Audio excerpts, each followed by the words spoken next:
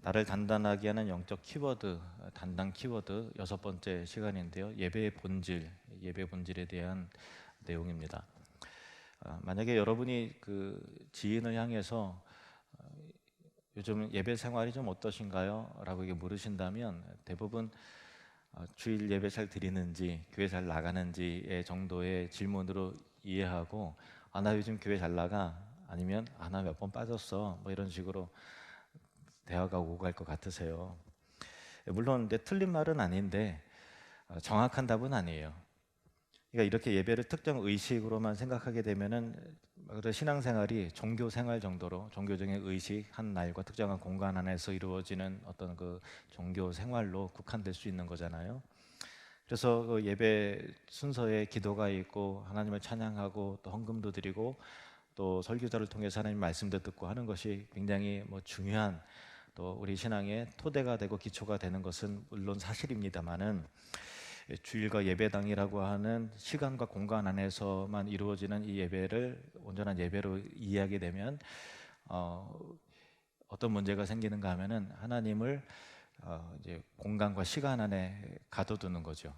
하나님은 우리의 삶 전체를 통해서 예배받길 원하시는데 어떤 특정한 시간과 공간 안에서만 예배 받으시고, 또 그렇게 되면은 시공간에 제한되어 있는 이방신과 다름이 없는 그런 하나님으로 점차 전락되고 굳어질 위험도 있는 것입니다.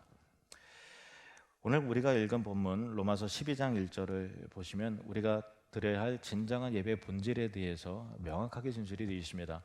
함께 읽겠습니다. 시작. 그러므로 형제들아, 내가 하나님의 모든 자비하심으로 너희를 권하노니 너희 몸을 하나님이 기뻐하시는 거룩한 산 제물로 드리라.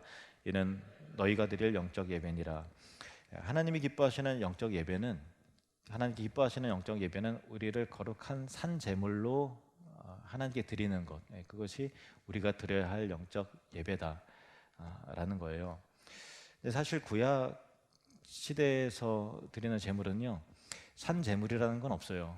그 말 자체가 성립이 안 돼요. 죽은 제물이에요. 제물을 죽여서 그 피를 가지고 짐승을 태워서 그렇게 하나님 앞에 예배를 드리는 건데, 그러니까 산 제물로 드리라라고 하는 것은 구약 시대의 그런 제사가 아니라 우리의 존재 자체가, 살아있는 삶 자체가 하나님께서 기뻐하시는 예배가 되어야 된다. 이것이 우리가 드려야 할 영적 예배다라고 말씀하고 있는 거예요.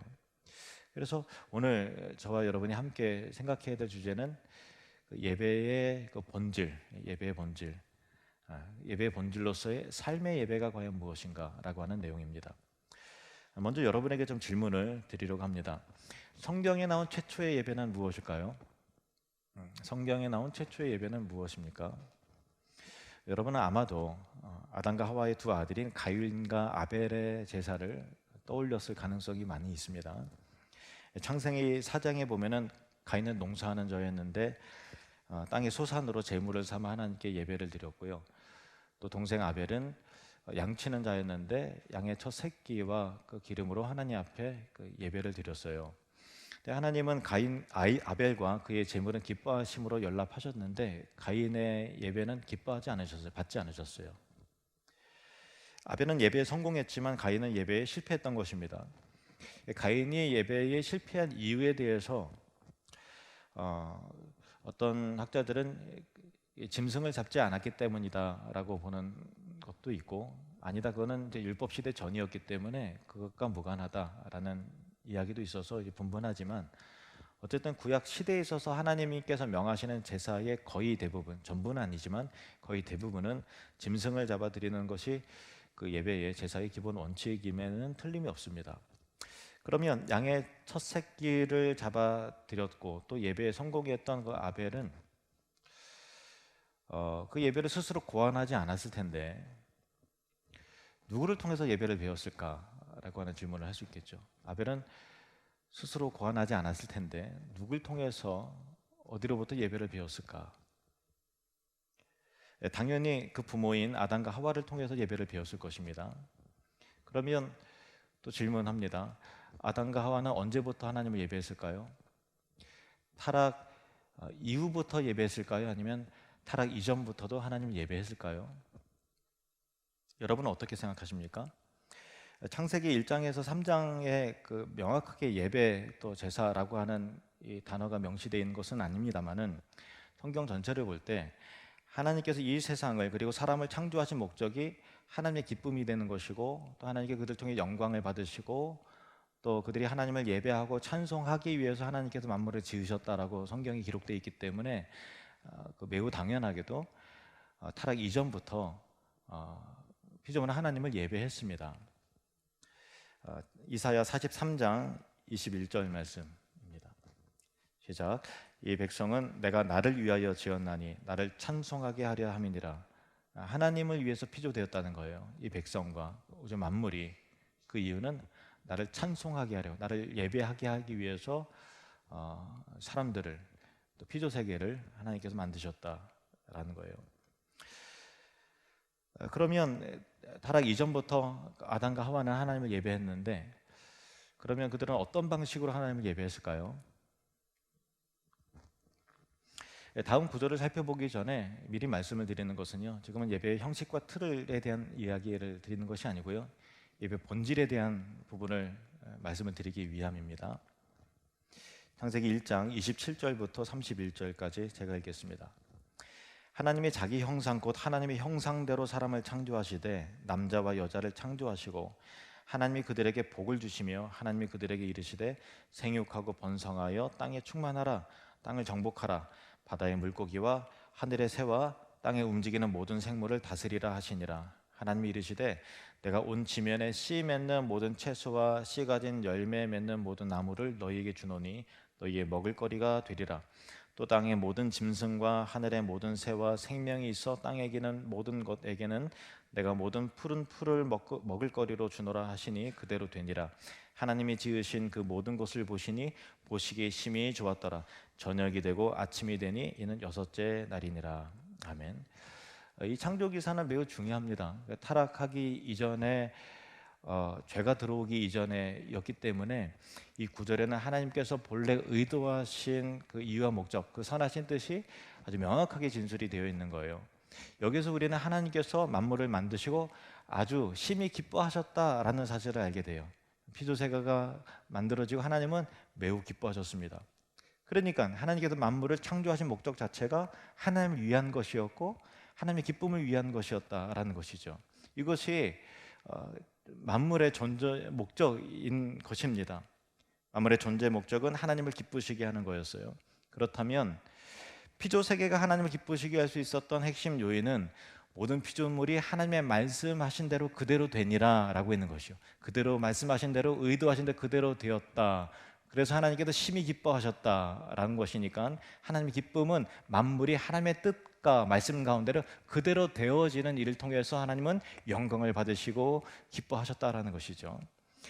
그러면 이 피조 세계는 어떤 방식으로 예배를 드리는가 하면 두 가지로 구분지어서 좀 설명을 드리겠습니다. 첫 번째는 이 자연과 같은 이 비이성적 피조물 그리고 우리 인간 같은 이성적 피조물로 구분지어서 좀 설명을 드리면, 먼저 비이성적 피조물은 하나님이 정하신 법칙대로 움직임을 통해서 하나님의 기쁨이 되는 거예요.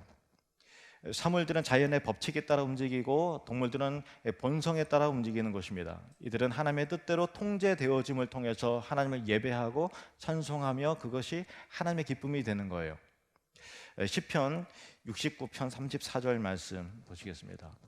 천지가 그를 찬송할 것이요 바다와 그 중에 모든 생물도 그리할지로다. 천지가 또 바다 안에 있는 물고기도 하나님을 예배하고 찬송한다는 거예요.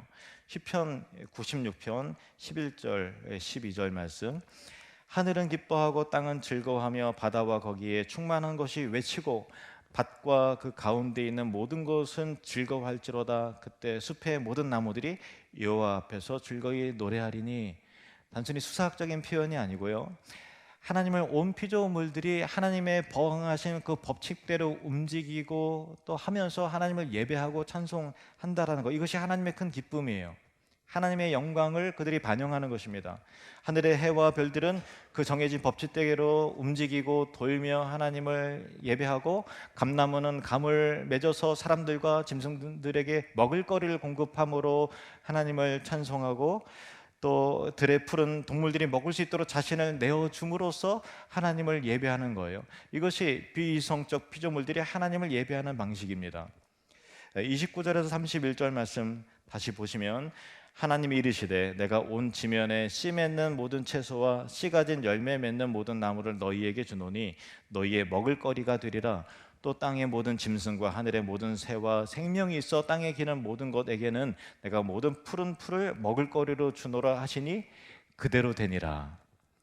하나님이 지으신 그 모든 것을 보시기에 심히 좋았더라. 영광을 받으신 거예요. 너무 좋으신 거예요. 예배를 받으신 거예요. 저녁이 되고 아침이 되니 이는 여섯째 날이니라. 이것이 자연의 예배 방식입니다. 이 예배를 하나님은 기뻐하셨습니다. 그러면 하나님의 형상으로 지음받은 저와 여러분, 우리 이성적 존재는 어떤 방식으로 하나님을 예배했을까요? 성경은 어떻게 기록이 되어 있을까요? 26절에서 28절 말씀, 하나님이 이르시되 우리의 형상을 따라 우리의 모양대로 우리가 사람을 만들고 그들로 바다의 물고기와 하늘의 새와 가축과 온 땅과 땅에 기는 모든 것을 다스리게 하자 하시고, 하나님이 자기 형상 곧 하나님의 형상대로 사람을 창조하시되 남자와 여자를 창조하시고 하나님이 그들에게 복을 주시며 하나님이 그들에게 이르시되 생육하고 번성하여 땅에 충만하라. 땅을 정복하라. 바다의 물고기와 하늘의 새와 땅에 움직이는 모든 생물을 다스리라 하시니라. 그러니까 하나님의 뜻대로 사람들은 생육하고 번성하고 땅에 충만하고 하나님의 뜻대로 이 만물들을, 피조세계를 대행자로서 하나님의 뜻 가운데 다스림을 통해서 아담과 하와는 하나님을 예배했던 것입니다. 아담은 자신에게 나오는 모든 그 짐승들의 이름을 하나씩 지어줍니다. 그러면서 하나님을 예배하는 거예요. 하나님을 사랑하고 하나님의 뜻에 순종하고 순응하여 따르면서 만물을 다스리면서 하나님을 그렇게 예배하고 온 생애가 하나님의 기쁨이 된 것입니다. 그러니까 최초의 사람인 아담과 하와는 하나님의 뜻에 따르면서 삶 자체가 하나님을 향한 예배였고, 예배와 삶과 인생과 자아가 분리가 되지 않았어요. 그의 존재와 그의 삶 전 영역이 하나님의 기쁨이었고, 하나님의 영광에 대한 반영이었고, 하나님에 대한 찬송이었고, 하나님에 대한 예배였다는 것입니다. 이것이 하나님의 큰 기쁨이었습니다. 이것이 최초의 예배입니다. 예배는 하나님께서 의도하신 대로 세상이 돌아가는 것입니다. 그렇게 온 세상은 하나님을 예배했고 하나님은 그것을 보고 기뻐하셨습니다. 하나님을 기쁘시게 하는 예배의 절정은 인간들을 통해서 이루어졌는데, 다른 피조물들과는 달리 인간은 자유로운 인간은 자유로운 의지를 사용해서 하나님을 예배할 수 있었습니다. 이 예배는 본능에 의한 예배라거나 또 정해진 법칙에 따라서 움직이는 것에 의한 예배가 아니었고, 그 마음의 법에 새겨진 하나님의 명령과 또 하나님의 뜻을 자발적 의지로 순종함을 통해서 드리는, 또 하나님을 사랑하는 마음으로 드리는 예배였기 때문에 하나님 그 예배를 다른 피조물들과의 예배와 특별히 구별된 탁월한 예배로서 하나님의 큰 기쁨이 되었다는 것입니다. 그런데 창세기 3장에 예배 거부 사건이 벌어지게 됩니다. 피조물인 인간이 창조주 하나님의 뜻에 거역하고 반역하는 사건이 벌어진 것인데요, 하나님 분명히 땅에 있는 모든 것들을 다스리라고 말씀하셨어요. 하나님의 뜻 가운데 다스림을 통해서 하나님의 영광을 받으시고, 모든 만물들은 아담의 다스림에 의해서 피조세계가 이루어짐을 통해서 하나님은 기뻐하셨던 것인데, 인간의 뱀의 말에 속습니다. 그래서 오히려 뱀의 다스림을 받게 되기 시작하면서 하나님의 다스림을 거절하고, 그로 인해서 하나님을 향한 예배가 중단되어지게 된 것입니다. 그때로부터 인간은 하나님이 아닌 자신의 뜻을 따르는 삶을 살게 되었고, 자기 자신을 예배하는 삶을 살기 시작했던 것입니다. 이것은 또한 사탄의 뜻을 따르는 것이기 때문에 사탄을 예배하는 것이기도 한 거예요. 우리가 나는 사탄을 예배한 적이 사탄교가 아니고 그렇게 막 생각할 수 있지만, 사탄은 하나님의 뜻을 회방하는 것이 사탄이기 때문에 하나님의 뜻을 예배하는, 뜻대로 예배하지 않는 것은 이미 그거 자체가 사탄을 예배하는 거예요. 이때로부터 인간은 삶의 예배를 완전히 잃어버렸어요. 아니, 이 예배는 있는데 그 대상이 완전히 바뀐 것입니다.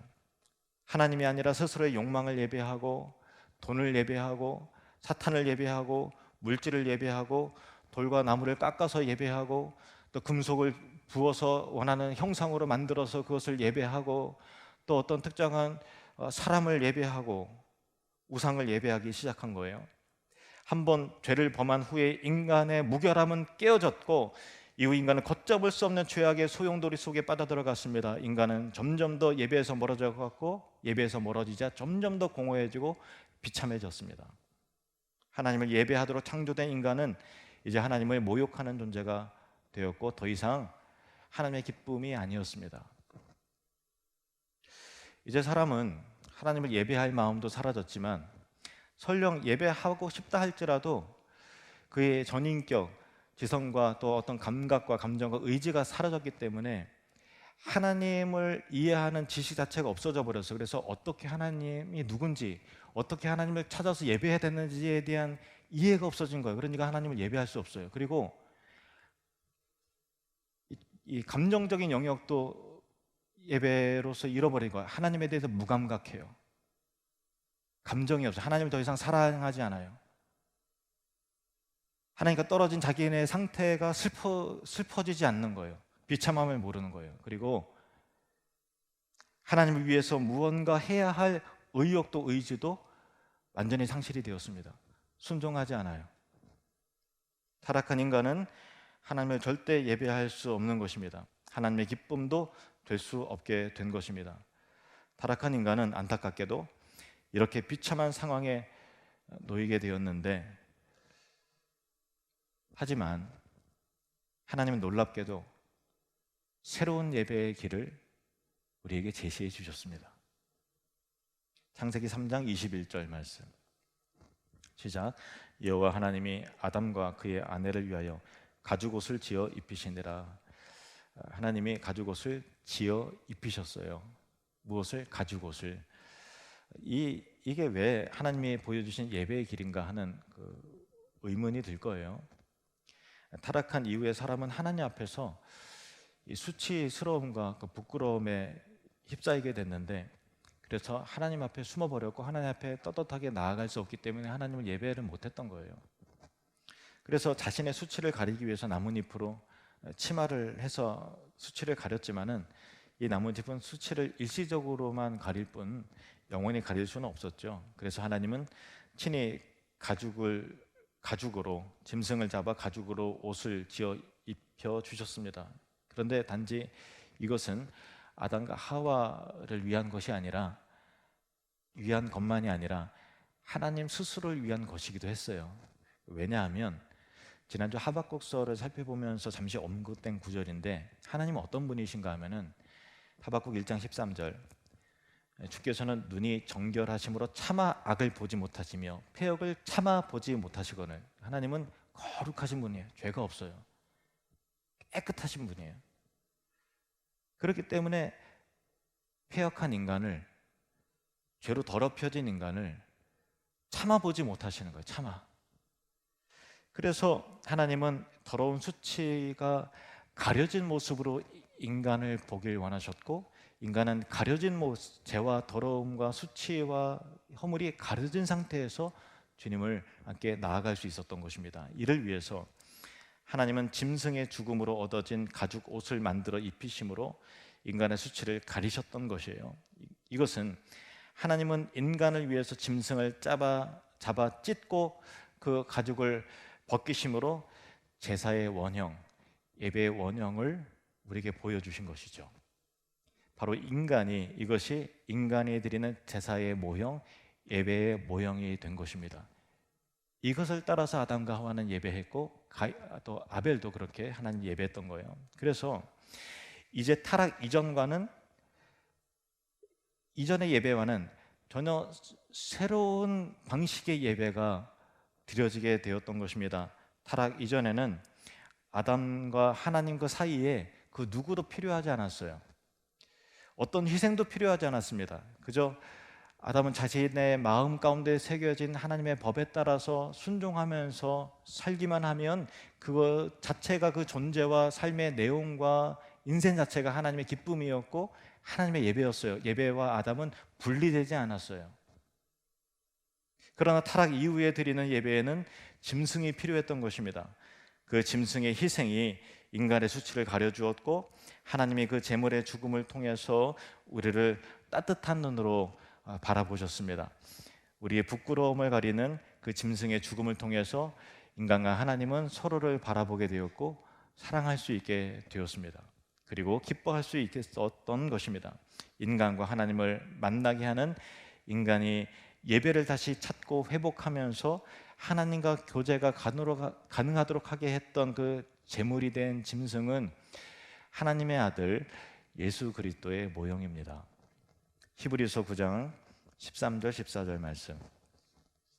염소와 황소의 피와 및 암송아지의 죄를 부정한 자에게 뿌려 그 육체를 정결하게 하여 거룩하게 하거든, 하물며 영원하신 성령으로 말미암아 흠없는 자기를 하나님께 드린 그리스도의 피가 어찌 너희 양심을 죽은 행실에서 깨끗하게 하고 살아계신 하나님을 섬기게 하지 못하겠느냐.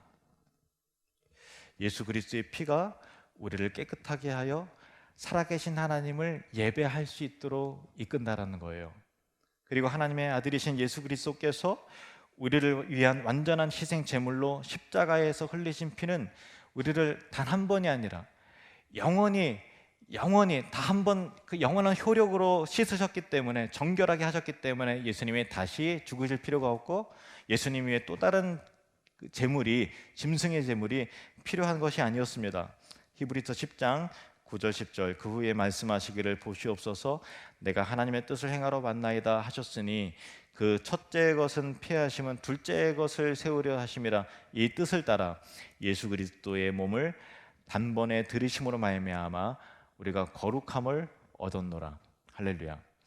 그러므로 이제는 우리는 구약의 성도들과 같이 언젠가 오실 그리스도를 바라보면서 제사하는 것이 아니라 이미 오신 그리스도를 바라보면서 온전한 예배를 드리게 되었고, 혹은 다시 오실 예수 그리스도를 소망하면서 기쁨과 감격과 위로 가운데 하나님을 예배하게 되었다라는 것입니다. 지난주 일부 예배를 드리는데 눈물이 나더라고요. 그 이유는 하박국서를 제가 이제 설교 본문을 정해서 이제 설교를 준비하면서 그 하박국서를 통해서 드러나게 되는 하나님의 기대와 영적 회복과 부흥의 메시지, 우리를 새롭게 하시는 부흥의 메시지를 전하는 그 내용이 설교 준비하면서 굉장히 마음 가운데 기대와 가슴 벅찬 은혜가 있었어요. 그런데 단에 딱 서는데 이 귀한 중요한 말씀을 전하는 담는 그 제 그릇이 스스로 보기에 불결하고 깨끗하지 않은 거예요. 정결하지 못한 거예요. 그래서 제 영적인 상태와 삶의 그릇이 부족하고 깨끗하지 못하다는 현실이 느껴지니까 하나님 앞에 그게 너무 죄송한 거예요. 이 메시지는 크고 감격스럽고 우리를 충분히 회복시키실 메시지인데, 저희 인격과 저희 언어를 통과하는 순간 하나님의 영광과 그 거룩함과 그 정결한 진리의 내용이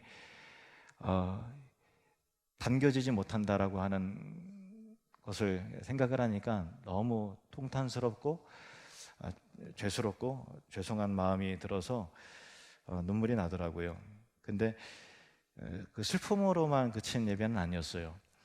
왜냐하면 그 순간 예수님의 용서와 희생과 사랑, 그 십자가의 은혜, 아들아 괜찮아 라고 말씀하시는 하나님의 은혜가 생각이 나면서 눈물의 질이 바뀌더라고요. 하나님 감사합니다. 부족하지만 그럼에도 불구하고 하나님 말씀 가운데 서서 하나님 말씀을 전하겠습니다. 그리고 나를 통과한 그 순간 하나님의 영광이 감소가 되고 진리가 혹 훼손된다 할지라도 묵묵하게 그 사명을 감당하길 원합니다. 십자가의 은혜로 저는 다시 한번 일어섭니다 라고 하는 기대로서 예배하게 되었고, 그리고 또 하박국서를 통해서 하나님께서 말씀하신 대로 오직 의인은 믿음으로 말미암아 살리라는 것처럼 이 시대 속에서 하나님께서 원하시는 신실한 하나님의 사람으로 우리가 함께 세워지기를 원합니다. 그렇게 믿음으로 살아내길 원합니다 라고 하는 기대감으로 예배를 드리게 되었습니다. 저희의 허물과 수치가 있음에도 불구하고 그거를 덮고 하나님의 감격 가운데 은혜롭게 예배할 수 있는 이유는 오직 십자가의 은혜 때문입니다. 나를 가려주신, 나의 수치와 더러움을 가려주신 그 가죽옷, 예수 그리스도의 영광스러운 의의 옷을 우리가 입었기 때문에 주님 앞에 나아가면서 주님의 임재를 누리면서 우리는 그렇게 하나님을 예배하는 것이죠. 복음 때문에, 십자가의 사랑 때문에 우리는 온전한 예배를 하나님께 드릴 수 있게 됩니다. 이제 모든 죄인은 복음을 통해서 하나님을 알고 맛보고 사랑하며 눈물 흘리고 믿게 되고 예배하게 되고 또 우리의 삶이 예배가 되도록 의지적인 결단을 하게 되는 것이죠. 로마서 12장 1절 말씀 함께 읽겠습니다. 그러므로 형제들아 내가 하나님의 모든 자비하심으로 너희를 권하노니 너희 몸을 하나님이 기뻐하시는 거룩한 산 제물로 드리라. 이는 너희가 드릴 영적 예배니라. 아멘. 하나님은 이제 우리가 드리는 예배가 모여서 드리는 의식적인 예배의 수준을 넘어서야 된다라는 것을 말하고 있는 거예요. 하나님은 우리에게 더 이상 이제 죽은 짐승의 제물의 예배가 아니라 예수님께서 제물로 죽으셨기 때문에 이제는 우리가 살아있는 존재로서 삶으로 하나님을 기쁘시게 하고 예배하는 진정한 예배자가 되어야 된다라고 우리를 그렇게 말씀하시는 것입니다. 이렇게 주일에 드리는 예배는 복음을 통해서 예배를 드리는 것은 삶의 예배를 위한 기초가 되는 거예요. 그러나 이 기초의 예배로 우리는 만족할 수 없어요. 하나님께서 기뻐하시는 대로 우리의 삶의 내용과 방향과 우리의 인생 전체가 하나님의 기쁨이 되기를 소망합니다. 삶으로 예배드리는 그 갈망이 오늘 예배를 통해서 주의 성령과 진리의 말씀을 통해서 우리에게 부어지기를 주님의 이름으로 축원합니다. 예배의 형식은 타락한 이후에 생긴 거예요. 타락 이전에는 하나님의 존재와 삶 전체가 하나님을 향한 예배였다는 것을 기억을 해야 돼요. 예배와 아담의 삶은 분리되질 않았습니다. 그의 삶 전체가 하나님의 기쁨이었고 하나님을 향한 찬송이었고 하나님을 향한 예배였습니다. 이제 하나님께서 우리에게 기대하시는 것은 그런 예배자가 되길 원하는 거예요. 이렇게 모여서 예배는 의식적인 예배도 충만한 은혜를 우리에게 주시지만 이거를 기초로 해서 우리가 거룩한 산 제물이 되어서 하나님 앞에 드려야 되지 않겠습니까? 타락 이전에 하나님께서 기대하시고 원하셨던 만물이 하나님의 뜻대로 그대로 되어졌다는 말씀처럼 하나님의 뜻대로 그렇게 되어지는 삶을 통해서 하나님께서 우리에게 계획하시는 그 삶의 모습을 살아내는 방식을 통해서 거룩한 예배자가 우리가 되어야 되지 않겠습니까? 그것이 예배의 본질입니다. 그러므로 형제들아 내가 하나님의 모든 자비하심으로 너희를 권하노니 이제부터 너희의 몸을, 너희의 인생을, 너희의 하루하루의 삶을, 너희의 습관을 하나님이 기뻐하시는 거룩한 산 제물로 드리라. 이것이 너희가 드릴 영적 예배니라. 이 시대에 하나님께서 우리에게 원하시는 것을 찾기를 원합니다. 우리는 때로는 너무나 힘들고 고달프기 때문에 하나님의 뜻보다는 하나님, 내가 이런 계획과 이런 뜻과 이런 상황에 놓였는데 하나님 내 뜻대로 이렇게 해주시길 원합니다라고 하는 기대가 더 가득할 때가 많은 것 같아요. 물론 나쁜 건 아니에요. 우리는 충분히 자녀된 권세로서 우리의 필요를 채우신 앞에 우리의 소원과 우리의 간구를 아뢰을 수 있습니다. 그럼에도 불구하고 그보다 먼저 하나님께서는 내게 어떤 기대와 소망을 갖고 계시는가 라는 것을 알아야 되고 관심을 기울여야 한다는 것입니다. 하나님은 창조 목적대로 우리가 예배자가 되기를 원하십니다. 하나님이 기뻐하시는 삶을 살아서 삶으로 온전하게 예배하는 영적 예배자가 되기를 원하시는 거예요. 그래서 여러분 축복합니다. 비록 이 지상에서는 그 온전한 회복은 이루어지진 않겠지만 그럼에도 불구하고 예배와 여러분의 존재와 인생이 분리되질 않길 원합니다. 거룩한 산 제물로 하나님께 드려지게 되는 존재 자체가, 인생 자체가 하나님이 기뻐하시는 예배자가 되는 그런 은혜가 저와 여러분의 충만하기를 주님의 이름으로 축원합니다. 기도하겠습니다.